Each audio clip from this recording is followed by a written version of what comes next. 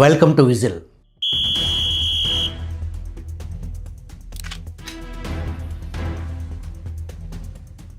ఒక దారుణ హత్య జరిగింది. ఒక కుటుంబం చీలిపోయింది. ఒక నిజం కోసం రాష్ట్రం ఎదురు చూస్తుంది. గత ఎన్నికలకు ముందు తెలుగుదేశం శ్రేణులు నిజం గెలవాలి అనే నినాదంతో ప్రజలకు చేరువయ్యారు. తెలుగుదేశం పిలిపించిన నిజం గెలవాలి అంశాల్లో వైఎస్ వివేక హత్య కూడా ఒక ప్రధానమైన అంశం. ముఖ్యంగా రాయలసీమలో కూటమి పార్టీలు ఘన విజయంలో వివేక హత్య కూడా ఒక ప్రధానమైన అంశం. కానీ అసలు నిజం ఇంకా బయటకు రాలేదు. వైఎస్ వివేకానందరెడ్డి హత్య కేసు కేవలం ఒక క్రిమినల్ కేసు కాదు. ఇది భారత ప్రజాస్వామ్యంలో 3 శక్తుల మధ్య జరుగుతున్న మౌన యుద్ధం. 1 కలుషిత రాజకీయాలు, 2 పంజరంలో చిలక లాంటి దర్యాప్తు సంస్థ, 3 వికృత మీడియా సంస్థలు.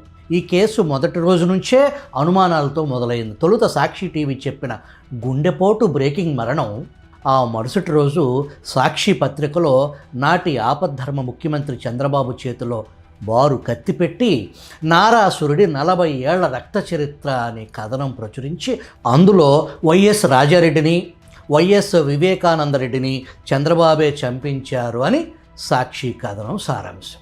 ఒక హత్య సత్యాన్ని ఎలా మలచవచ్చో చూపించిన నేర్పరితనం సాక్షి సొంతం. అనంతరం జగన్ ముఖ్యమంత్రి అవటం, సిట్ పేరుతో జగన్ డ్రామా, నాటి డీజీపీ గౌతమ్ సవాంగ్ స్వయంగా డాక్టర్ సునీతారెడ్డితో మీ పోరాటం ఆరాటం సీఎం గారికి ఇష్టం లేదు, మీరు సైలెంట్ అయిపోవటం ఉత్తమం అని గౌతమ్ సవాంగ్ సలహా ఇచ్చారని డాక్టర్ సునీత స్వయంగా తెలియజేశారు. తత్వం బోధపడిన ఆడకూతురు ఒంటరి పోరాటం మొదలుపెట్టారు. సిబిఐ కోర్టు, హైకోర్టు, సుప్రీంకోర్టు మెట్లు లెక్కలేనిసార్లు ఆమె ఎక్కారు. ఎట్టకేలకు సిబిఐ దర్యాప్తులో కొన్ని పేర్లు బయటపడ్డాయి, అరెస్టులు జరిగాయి, బెయిళ్ళు వచ్చాయి. కానీ అసలు ప్రశ్న ఇంకా మిగిలే ఉంది. ఈ హత్య వెనుక పూర్తి కుట్ర ఎందుకు బయటపడటం లేదు? డాక్టర్ సునీతారెడ్డి ఒక కుమార్తెగా, ఒక బాధితురాలుగా అలుపులేని నిరంతర పోరాటం చేస్తున్నా కనీస ప్రాథమిక ధర్మం ఎందుకు దక్కటం లేదు? హత్య కేసు అసలు సూత్రధారులుగా ఆమె ఆరోపిస్తున్న వారిని సిబిఐ దర్యాప్తు సంస్థ కనీసం విచారణకు పిలవకపోవటం ఏ స్థాయిలో వ్యవస్థల విధ్వంసం జరిగిందో సామాన్యులు సైతం చర్చించుకుంటున్నారు. ఊహకు అందదు. సునీత వాదన సుస్పష్టం. ప్రస్తుతం సిబిఐ చెప్పేది పూర్తి దర్యాప్తు కాదు అని ఆమె గుండెలు బాదుకుంటున్నారు. ఇక్కడే వైఎస్ కుటుంబం వర్సెస్ వైఎస్ కుటుంబం కథ మలుపు తిరిగింది. సునీత షర్మిల వాదన ఒకవైపు, అవినాష్ రెడ్డి గ్యాంగ్ వాదన ఇంకొక వైపు. ఒకే కుటుంబం కానీ 2 వేర్వేరు వాదనలు. వైఎస్ఆర్ గారాల పట్టి షర్మిల తన అన్న జగన్పై తీవ్ర వ్యాఖ్యలు చేశారు. మన దేశ సంస్కృతిలో అన్న చెల్లిపై వాత్సల్యం చూపించడం, చెల్లి అన్నపై అనురాగం చూపించడం మనందరికీ తెలిసిందే. తన అన్న ఓదార్పు యాత్ర అర్ధంతరంగా ఆగిపోయి జైల్లో ఊసలు లెక్కు పెడుతుంటే ఆ ఇంటి ఆడబిడ్డ పాదయాత్ర నిర్ణయం అసాధారణం. ఆడపిల్లలకు నెలవారీ అసౌకర్యాలు, ఆరోగ్య సమస్యలు ఉంటాయి. ఏ అన్నైనా తన తోబుట్టును నిప్పులు కురిసే ఎండలో నడవటానికి ఒప్పుకోరు, మనసు రాదు. 2012 అక్టోబర్ 18 నుంచి 2013 ఆగస్టు 4 వరకు 230 రోజులు 3112 కిలోమీటర్లు షర్మిల పాదయాత్ర చేశారు. 2019 ఎన్నికల్లో కడప పార్లమెంటు స్థానం అభ్యర్థి విషయంలో భారతిరెడ్డి మేనమామ కొడుకు అవినాష్ రెడ్డి అభ్యర్థిత్వాన్ని వైఎస్ వివేకానందరెడ్డి తీవ్రంగా వ్యతిరేకించారని, ఇస్తే తనకివ్వమని లేదంటే షర్మిలకి ఇవ్వమని వివేక కోరారని, అదే హత్యకు దారితీసిందని వైఎస్ ఆడబిడ్డల ఆరోపణ. 2 రోజుల క్రితం షర్మిల వ్యాఖ్యానిస్తూ అన్న అనే పదానికే జగన్ కళంకం అని ఘాటైన విమర్శలు చేశారు. అసలు ఇలాంటి అన్న ఉంటే ఇక శత్రువులు అనవసరం. అన్న అన్న పదానికి కళంకం ఈరోజు జగన్మోహన్ రెడ్డి గారు. ఇంతకంటే మీకేం చెప్పలేం. జగన్ వంటి అన్న ఉంటే ఇక శత్రు అవసరమే లేదు అన్ననే పదానికే కళంకంగా ఆమె అభివర్ణించారు. ఆమె మరొక ఆరోపణ చేశారు. మీ చేతుల్లో మీడియా ఉందని మీ ఇష్టం వచ్చినట్లు బరితెగిస్తున్నారని. దాదాపు 30 నిమిషాలు ఆమె మీడియాతో మాట్లాడారు. మీడియా ఉంది అన్న అహంకారంతో ఏది మాట్లాడినా చెల్లుబాటు అయిపోతుంది అనుకుంటున్నారు. పలుకుబడి ఉంది అన్న అహంకారంతో ఎన్ని నేరాలు చేసైనా తప్పించుకోవచ్చు అనుకుంటున్నారు. డబ్బు ఉంది అన్న అహంకారంతో సోషల్ మీడియాలో వాళ్ళ సైతాన్ సైన్యం చేత ఎవరినైనా వ్యక్తిగత హననం చేయటానికి సిద్ధపడ్డారు. ఆ వార్తకు ఆ మరుసటి రోజు సాక్షి పత్రికలో స్థానం లేదు. కానీ అంతకు ముందు రోజు వివేక హత్యలో ముద్దాయి అవినాష్ రెడ్డి మీడియాతో మాట్లాడిన అంశాన్ని సాక్షి పతాక స్థాయిలో ప్రచురించింది. మరి మనం చూస్తున్న మీడియా అద్దమా లేక అక్రమార్కులకు ఆయుధమా? ఇక్కడే అసలు ప్రశ్న మొదలవుతుంది. బాధితురాలి కన్నీళ్లు చూపించాల్సిన మీడియా నైతిక బాధ్యత గురించి ప్రశ్నిస్తుంది. సాక్షి మీడియా బాధితురాలనే రాజకీయ కుట్రగా చూపిస్తుంది. ఆమె వాదన దాచేస్తుంది. ఒకే ఘటన, రెండు వేరువేరు కథలు. దీన్ని జర్నలిజం అందామా? అవినాష్ రెడ్డి ఆరోపణలు పెద్ద హెడ్లైన్స్, షర్మిల ప్రతిస్పందన, సునీత ఆరోపణలపై సాక్షి మౌనం. ఇది యాదృచ్ఛికం కాదు, సాక్షి యాజమాన్యం ఎంపిక. అంటే ఏది చూపించాలి, ఏది దాచాలి అన్నది సాక్షి రాజకీయ నిర్ణయం. ఇక దర్యాప్తు సంస్థ సిబిఐపై నీలి నీడ. దేశంలో సిబిఐ గురించి ఒక మాట చాలా కాలంగా వినిపిస్తుంది, కేజ్డ్ ప్యారెట్, పంజరంలో చిలక. అంటే అర్థం ఏంటంటే నువ్వేం మాట్లాడితే ఆ చిలక అదే మాట్లాడుతుంది. ఈ కేసులో అదే ప్రశ్న మళ్ళీ మళ్ళీ ఎందుకు వస్తుంది? ఎందువల్ల కొన్ని పేర్లు దర్యాప్తు వెలుపలే ఉన్నాయి అనే అనుమానం ప్రజల మనసుల్లో బలంగా ఉన్నాయి. 2019 ఎన్నికల నామినేషన్ గడువు 25 మార్చి 2019. సరిగ్గా నామినేషన్ల ప్రక్రియ ముగిసే 10 రోజులకు ముందు అంటే మార్చి 15, 2019 వివేక దారుణ హత్య జరిగింది. నాడు డీజీపీగా బీహార్కు చెందిన రామ్ ప్రవేశ్ ఠాకూర్, ఆయనే ఆర్పి ఠాకూర్గా ప్రసిద్ధి. ఆయన డీజీపీగా ఉండగా ఈ హత్య జరిగింది. నాడు ఇంటెలిజెన్స్ చీఫ్గా ఏబి వెంకటేశ్వరరావు పనిచేస్తున్నారు. తెల్లవారుజామున 5 గంటలకు వివేక్ హత్య జరిగిందని ఇంటెలిజెన్స్ పసిగట్టింది. Pulivendula cell phone towers, CDR, Google takeout భద్రపరచడానికి కారణం కేవలం ఇంటెలిజెన్స్ మాత్రమే అని ఏబీ చెబుతున్నారు. నాటి కడప ఎస్పీగా పనిచేస్తున్న రాహుల్ దేవ్ శర్మను తక్షణం సంఘటనా స్థలానికి వెళ్ళమని ఇంటెలిజెన్స్ ఆదేశించినా ఎస్పీ 11 గంటలకు వరకు వెళ్ళలేదని ఈ మధ్యకాలంలో ఏబీవీ ఒక ఇంటర్వ్యూలో చెప్పారు. రక్తపు మరకలు, సాక్ష్యాధారాలు చెరిపివేసినా కూడా ఎవరిని అరెస్ట్ చేయటానికి నాటి పోలీసులు సిద్ధంగా లేరని, లీగల్ టీం ఒత్తిడి మేరకు అతి కష్టం మీద నిందితులను అరెస్ట్ చేశారని చెప్పారు. ఏబీవీ ఆ ప్రస్తావన తీసుకురావటానికి బలమైన కారణం ఉంది. కొన్ని నెలల క్రితం ముఖ్యమంత్రి చంద్రబాబు 2 సందర్భాల్లో వివేక హత్య విషయంలో ఇంటెలిజెన్స్ వైఫల్యం కారణంగా మనం ఆనాడు సరిగా డీల్ చేయలేకపోయాం, పొరపడ్డాం అని చంద్రబాబు తీవ్ర వ్యాఖ్యలు చేశారు. అందుకు కారణం లేకపోలేదు. కూటమి ప్రభుత్వం వచ్చిన తర్వాత ఏబి వెంకటేశ్వరరావుకు సముచిత స్థానం కల్పిస్తారని అందరూ ఆశించారు. ఏబీవీరావు స్వయంగా ప్రభుత్వ పెద్దలను కలిసి జగన్ గ్యాంగ్ భర్తం పట్టే బాధ్యతలను నాకు అప్పగించమని కోరితే వైసీపీ పాలనలో మండల స్థాయి నాయకుడు చేసిన పదవి, AP police housing corporation chairman పదవికి ఏబీని ఎంపిక చేసినట్లు జీవో విడుదలైంది. అది కూడా ఏబీని మాట మాత్రం సంప్రదించకుండా ఆ పదవిలో నెలకు 2 లక్షల జీతం తప్ప పోలీసు సిబ్బందికి ఇళ్లకు సంబంధించిన ఒక్క ఇటుక పెట్టే పని లేదు. ఏబీవీ ఆ పదవి స్వీకరించలేదు. ఇది గ్రహించిన విజనరీ ముఖ్యమంత్రి ముందస్తుగా గుడ్డ కాల్చి మొహాన వేయటం జరిగిందని ఏబీ అభిమానుల వాదన. ఈ వాదనకు బలం చేకూర్చే ఇంకొక నియామకం కూటమి ప్రభుత్వం చేసింది. వివేక హత్య సమయంలో డీజీపీగా పనిచేసిన ఆర్పి ఠాకూర్ను ఏపీ ప్రభుత్వ సలహాదారుగా నెలకు 2.5 లక్షల జీతం, ఇతర అలవెన్స్లు కల్పించి నియమించింది. ఇదే ఆర్పి ఠాకూర్ను జగన్ ప్రభుత్వం APSRTC vice chairman and managing డైరెక్టర్గా నియమించడం విశేషం. నాడు చంద్రబాబు గౌతమ్ సవాంగ్ను పక్కన పెట్టి ఆర్పి ఠాకూర్ను డీజీపీగా చేయటం వెనుక కీలకంగా పనిచేసింది ఏబి వెంకటేశ్వరరావు, అతని టీం మాత్రమే అని గౌతమ్ సవాంగ్ బలంగా నమ్మారు. జగన్ రాజ్యంలో గౌతమ్ సవాంగ్ పోలీస్ బాస్ అయ్యారు. ఏబి వెంకటేశ్వరరావును వ్యక్తిగతంగా టార్గెట్ చేశారు. తప్పుడు ఫోర్జరీ డాక్యుమెంట్స్ సృష్టించారు. ఏబీని 5 సంవత్సరాల పాటు తిప్పలు పెట్టారు. ఒక్క ఏబీనే కాదు, నాటి ఏబీ టీంలో ఆర్ఐఓగా పనిచేసిన ఐపీఎస్ గీతాదేవిని సైతం టార్గెట్ చేశారు. ఆమె మాతృమూర్తి క్యాన్సర్తో పోరాడుతుంది. తల్లికి దగ్గరగా ఉండాలని ఆమె అభ్యర్థించినా కూడా గౌతమ్ సవాంగ్ కనికరించకుండా ముప్పతిప్పలు పెట్టారు. ఆమె ప్రభుత్వ పైసలతో వాటర్ బాటిల్ కూడా కొనరని సిబ్బంది చెప్పుకుంటారు. ఏసీబీ కేసులో ఆమెను ఇరికించటానికి సవాంగ్ విశ్వ ప్రయత్నం చేశారని చెబుతారు. సవాంగ్ పోలీసు రాజ్యంలో కమ్మ అధికారులను టార్గెట్ చేసి సవాంగ్ అనేక అకృత్యాలకు పాల్పడ్డారు. ఇది గతం. కొద్ది రోజుల క్రితం ఆర్పి ఠాగూర్ ఇంట్లో జరిగిన శుభకార్యానికి అతిథిగా గౌతమ్ సవాంగ్ అతిథిగా హాజరయ్యారు. నాడు ఇదే పోలీస్ శాఖలో కమ్మ అధికారులతో మాట్లాడటానికి ఇష్టపడిన అధికారులు ఎందరో నేడు కూటమి ప్రభుత్వంలో కీలక స్థానాల్లో కొనసాగుతున్నారు. ఏపీపీఎస్సీ పేపర్ దిద్దుబాటు కుంభకోణంలో గౌతమ్ సవాంగ్ నిందితుడు. మరి అతన్ని అరెస్ట్ చేసి ఏపీకి ఎందుకు తీసుకురావటం లేదు? ఎవరు అడ్డుపడుతున్నారు? ఎవరితో కుమ్మక్కయ్యారు అనేది $1 మిలియన్ విలువ చేసే ప్రశ్న. సరే, అసలు విషయంలోకి వద్దాం. ఎన్నికలకు ముందు హూ కిల్డ్ బాబాయ్ హ్యాష్ట్యాగ్ని విపరీతంగా ట్రోల్ చేసి సక్సెస్ అయిన తెలుగుదేశం పార్టీ అధికారిక సోషల్ మీడియా హూ కిల్డ్ బాబాయ్ ట్యాగ్ ఎందుకు మర్చిపోయింది అనేది నేడు కీలక ప్రశ్న. జే గ్యాంగ్ సభ్యుడు సాయిరెడ్డి బాబాయ్ గుండెపోటు కథ బాగానే అల్లారు, కానీ ఎంత ముస్తాబు చేసినా గొడ్డలి పోట్లు తిన్న వివేక శరీరం సాయిరెడ్డి కథకు సహకరించలేదు.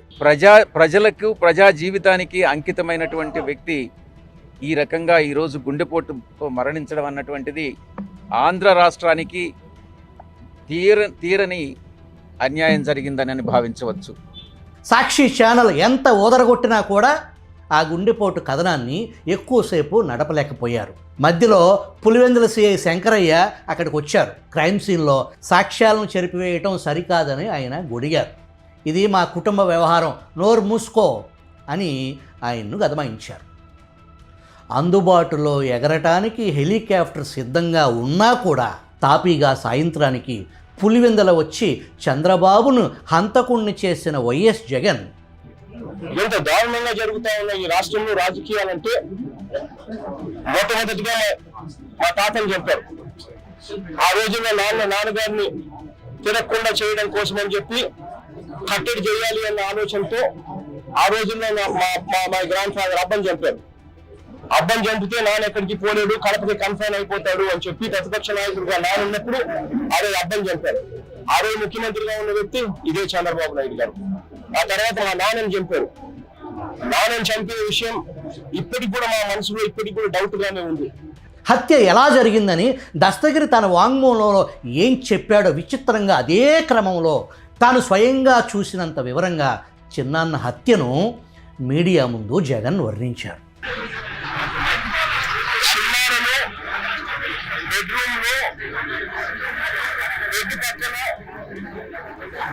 నరకడం జరిగింది. జరిగిన తర్వాత తల మీదే దాదాపుగా 5 సార్లు గొడ్డలతో నరికారు. నరికిన తర్వాత తాను బాత్రూమ్ లో రక్తం కక్కుకొని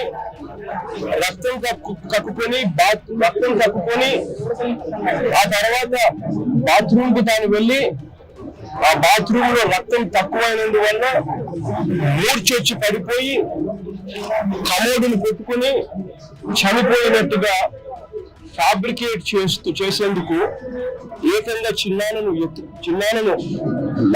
ఎత్తుకొని, అంటే దాని అర్థం ఏంటి అని అంటే ఒకరు కాదు, మల్టిపుల్ పీపుల్ ఉన్నారు. ఎత్తుకొని పోయి బెడ్రూమ్ నుంచి బెడ్ పక్కన నుంచి బాత్రూమ్ దాకా తీసుకుపోయారు. బాత్రూమ్ లో కమోడుకు రక్తం పూస్తున్నారు. కమోడు మీద రక్తం పూస్తున్నారు అంటే కమోడుకు తాను కొట్టుకొని, అంటే తనకు గిడినెస్ వచ్చి, తను మూర్చొచ్చి గిడినెస్ వచ్చి కమోడుకు తాను కొట్టుకొని కింద పడి ఎడకల కూడా దెబ్బ తగిలి చనిపోయినట్టుగా చిత్రీకరించే కార్యక్రమం జరిగింది. నేను అడుగుతా ఉన్నాను, ఇంత పకడ్బందీగా ఇక్కడ బెడ్రూమ్ లో బెడ్ పక్కన అటాక్ చేసి మళ్ళీ అదే మనిషిని ఎత్తుకొని పోయి మళ్ళీ బాత్రూమ్ లో మళ్ళీ యాక్ట్ని ఎనాక్ట్ చేసి మళ్ళీ అక్కడ కమోడు మీద రక్తాన్ని కూడా చూపిస్తూ అక్కడ స్పృహ తప్పి పడిపోయే క్రమంలో తాను చనిపోయినాడు అని ఫ్యాబ్రికేట్ చేస్తా ఉన్నప్పుడు చిన్నాన how can he write a letter? Vivek హత్య జరిగిన 2.5 నెలలకు జగన్ ముఖ్యమంత్రి అయ్యారు. సిట్టు 2 సార్లు మార్చారు, కానీ జగనన్న న్యాయం చెయ్యి అని చిన్నాన్న కూతురు వేడుకుంటుంటే కనికరం కలగలేదు. సిబిఐ విచారణ కోసం నువ్వు పట్టుబడితే అవినాష్ బీజేపీలో చేరిపోతాడు, ఒకవేళ కేసు అయితే 12వ అవుతుంది, అంతకు మించి ఏం కాదు అని చెల్లెలికి నిర్మోహమాటంగా చెప్పారు. శాసనసభలో మాత్రం ఒక కన్ను ఇంకొక కన్నును ఎందుకు పొడుచుకుంటుంది అధ్యక్ష అన్నారు జగన్. నా మరో చిన్నాన్న అంటే మై ఫాదర్స్ కజిన్ మరో చిన్నాన్న కొడుకు ఎందుకు చేస్తారు అధ్యక్ష? ఒక కన్ను ఇంకొక కన్నుని ఎందుకు పొడుచుకుంటుంది? ఒక చెయ్యి ఇంకొక కన్నుని ఎందుకు పొడుచుకుంటుంది అధ్యక్ష? It's minimum thing. ఇవన్నీ జరిగింది ఎప్పుడు అధ్యక్ష? ఆయన ముఖ్యమంత్రిగా ఉన్నప్పుడు. తాను అప్రూవర్గా మారటానికి దస్తగిరి నిర్ణయించుకున్నప్పుడు వివేక హత్య కేసు దర్యాప్తు ఇన్నాళ్లు సాగుతుందని కానీ, ఇన్ని విచిత్రమైన మలుపులు తిరుగుతుందని కానీ బహుశా దస్తగిరి ఊహించి ఉండడు. ఈ సాగతీత చూసిన చివరికి అతనే మీడియా ముందుకు వచ్చాడు. వివేకను మేమే చంపాం, సాక్ష్యం నేనే, అవినాష్ రెడ్డి, భాస్కర్ రెడ్డి, జగన్ రెడ్డి అందరూ ఒక్కటే, అధికారం చేతిలో ఉంచుకొని సిబిఐని ఆడిస్తున్నారు, నేను లేకుండా పోతే కేసు నిలవదన్న ఉద్దేశంతో నన్ను ఏమైనా చేస్తారని భయంగా ఉంది అని చెప్పాడు. దస్తగిరి భయం అర్ధరహితమైనది ఏమీ కాదు. వివేక హత్య నేరాన్ని టీడీపీ ఎమ్మెల్సీ బీటెక్ రవిపై మోపుదామని పోలీసులు మొదట నిర్ణయించారట. బీటెక్ రవి స్వయంగా ఆంధ్రజ్యోతి రాధాకృష్ణకి ఇచ్చిన ఇంటర్వ్యూలో ఈ విషయం స్వయంగా చెప్పారు. ఒక పార్టీలో డీజీపీ గౌతమ్ సవాంగ్ను ఒక పెద్ద మనిషి వివేక హత్య కేసు ఏమైందని ప్రశ్నించారు. స్థానిక ఎమ్మెల్సీని నిందితుడిగా పెట్టి కేసు క్లోజ్ చేస్తున్నాం అని గౌతమ్ సవాంగ్ చెప్పారంట. ఆ సంగతి ఆ పెద్ద మనిషి నాకు చెప్పి జాగ్రత్త పడు అని హెచ్చరించారు, అందుకే నేను సిబిఐ విచారణ కోరుతూ కోర్టుకు వెళ్లాల్సి వచ్చింది అని బీటెక్ రవి రాధాకృష్ణ ఇంటర్వ్యూలో చెప్పారు. న్యాయస్థానానికి సమర్పించే సాక్ష్యాలన్నిటికీ దస్తగిరి వాంగ్మూలం ఒక ప్రాతిపదికను కల్పిస్తుంది. అందుకే ఈ కేసులో ప్రాసిక్యూషన్ దస్తగిరి చాలా కీలకం. ఆ విషయం తెలుసు కాబట్టే నిందితులు దస్తగిరి అప్రూవర్ హోదాను టార్గెట్ చేస్తున్నారు. ఈ కేసులో చివరి దశ చంద్రబాబు మౌనం, రాజకీయ మర్మం. ఈ కథలో అతిపెద్ద మిస్టరీ చంద్రబాబు లెక్క. జగన్ దంపతుల వరకు విచారణ విస్తరిస్తే రాజకీయంగా జగన్ పార్టీకి గట్టి దెబ్బ తగులుతుంది, తెలుగుదేశానికి లాభం. మరైతే చంద్రబాబు ఎందుకు ఈ అంశాన్ని ఫుల్ స్కేల్ రాజకీయ ఎజెండాగా మార్చడం లేదు? ఇది అర్థం కావాలంటే చంద్రబాబు స్టైల్ను అర్థం చేసుకోవాలి. రియాక్షన్ పాలిటిక్స్ కాకుండా క్యాలిక్యులేటెడ్ పాలిటిక్స్ చేస్తారు ఆయన. ఎప్పుడు ప్రతి ఇష్యూపై గట్టిగా దాడి చేసే నాయకుడు కాదాయన. ఎంచుకున్న అంశాలపైనే పూర్తి దృష్టి పెడతారు. చంద్రబాబుకు కేంద్రంతో సంబంధం అసలు కీలక పాయింట్. ఈ ఇష్యూపై కేంద్రాన్ని ప్రెజర్ చేస్తే వారికి నచ్చకపోవచ్చు, అది కేంద్రంలో సంబంధాలను దెబ్బతీసే రిస్కుకు దారితీయవచ్చు. కాబట్టి సూటిగా పోరాటం చేయటం కంటే కొన్ని విషయాల్లో మౌనం కూడా ఒక వ్యూహం అని ఆయన భావిస్తూ ఉండవచ్చు. బీజేపీ లెక్క కంట్రోల్ పాలిటిక్స్, ఇది మరింత స్ట్రాటజిక్. పూర్తి శత్రువు వర్సెస్ కంట్రోల్ నాయకుడు. కేంద్ర రాజకీయాల్లో ఒక ప్రధాన సిద్ధాంతం పూర్తిగా వ్యతిరేకంగా పోరాడే నాయకుడు ప్రమాదకరం, కానీ పూర్తిగా ఎదురు నిలవని నాయకుడు మేనేజబుల్. జగన్ గురించి చాలా సందర్భాల్లో వినిపించే విశ్లేషణ ఇదే. జగన్ పార్టీ కీలక సందర్భాల్లో కేంద్రానికి వ్యతిరేకంగా నిలవలేదు, పార్లమెంట్లో సహకరించిన సందర్భాలు అనేకం ఉన్నాయి. అంటే బీజేపీకి రాజకీయంగా జగన్ పూర్తి విరోధి కాదు. జగన్ పార్టీని రాజకీయంగా పూర్తిగా కూల్చటం కంటే అవసరమైనప్పుడు సపోర్ట్ పొందొచ్చు. జగన్ వద్ద అపరిమిత ధనరాశులు ఉన్నాయి. ఈ దేశంలో డబ్బు గడ్డి కరవని పార్టీ ఒక్కటైనా ఉందని మీరు భావిస్తున్నారా? జగన్ను అవసరమైనప్పుడు ప్రెజర్ చేయొచ్చు. ఇదే కంట్రోల్ పాలిటిక్స్. జగన్పై అక్రమాస్తుల కేసులో రాజకీయంగా 2 పనులు చేస్తాయి: న్యాయం, ప్రభావం, లెవరేజ్. కేసులు పూర్తిగా ముగిస్తే లెవరేజ్ తగ్గిపోతుంది. కేసులు కొనసాగుతూ ఉంటే లెవరేజ్ కూడా కొనసాగుతూ ఉంటుంది. ఇది చాలా సెన్సిటివ్ కానీ నిజమైన కోణం. ఫలితం కేంద్రం ఫుల్ స్కేల్ ఎక్స్పోజ్ కనిపించదు, టీడీపీ ఫుల్ స్కేల్ పోరాటం చేయలేదు. సో చంద్రబాబుది యాదృచ్ఛిక మౌనం కాదు, లెక్క వేసిన రాజకీయ సమతుల్యత కావచ్చు అనే అనుమానం రాజకీయ పరిశీలకుల్లో ఉంది. చివరిగా ఒక మాట, వివేక హత్య కేసులో సత్యం కోర్టులో సత్యం ఇంకా పూర్తి కాలేదు. రాజకీయ సత్యం ఆరోపణల వద్దే ఆగిపోయింది. మీడియా సత్యం, సాక్షి మీడియా, వైసీపీ అనుకూల మీడియా ఏది చెప్పాలనుకుంటే అదే సత్యం. మరి అసలు సత్యం ఎక్కడుంది? ఒక కుమార్తె పోరాటంలో ఉంది, ఒక వ్యవస్థ మౌనంలో ఉంది. తెలుగు సమాజం అడుగుతున్న ప్రశ్న ఒక్కటే, నిజం బయటకు వస్తుందా? భారత ప్రభుత్వ అధికారిక స్లోగన్ సత్యమేవ జయితే. ఈ వాక్యం ప్రాచీన హిందూ గ్రంథమైన ముండక ఉపనిషత్ ఒక శ్లోకంలో భాగం. న్యాయం, నిజాయితీ, ధర్మం ప్రతీక ప్రజాస్వామ్యంలో నిజం గెలవాలి అనే సందేశం సత్యమేవ జయితే. ఇంత సంక్లిష్ట పరిస్థితుల్లో కూటమి ప్రభుత్వంలో వచ్చే ఎన్నికల్లో ఎటువంటి ఆయుధాలు లేకుండా తెలుగుదేశం పార్టీ 2029 ఎన్నికలకు వెళ్ళాల్సి ఉంటుంది. అది పొంచి ఉన్న అసలు పెను ప్రమాదం.